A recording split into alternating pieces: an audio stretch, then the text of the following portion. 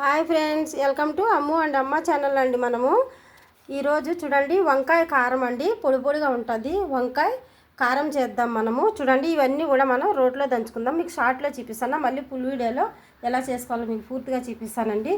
చూడండి నేను 1 కేజీ వంకాయలు అయితే తీసుకున్నానండి. చూసారు కదా, వంకాయలు తీసుకున్నా. మనం ఇంకా జంపుకునే తీసుకోవాలా, నాకు ఇలాంటివే దొరికినాయి కాబట్టి ఇవే తీసుకున్నా, అయినా పర్వాలేదండి.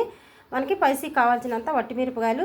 దీంట్లో అయితే ఆనియన్స్ వేయమండి, పొడి 4-3 రోజులు ఉంటుందండి. వంకాయ ఫ్రై అండి, మామూలుగా వంకాయ కారము.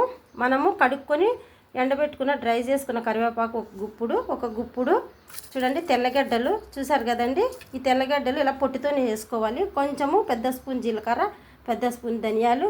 ఇది పెసరపప్పు అండి, చాలా మంచిదండి, హెల్త్కి బాగుంటుందండి. పొడిలోకి మనకు వంకాయ కారంలోకి పెసరపప్పు పొడి, పల్లీలు, కొంచెము సాల్ట్, పసుపు అండి. ఇంతేనండి, మీకు షార్ట్లో చూపిస్తాను. నేను ఫుల్ వీడియో అయితే అప్లోడ్ చేస్తా చూడండి మన ఛానల్లో ఫ్రెండ్స్.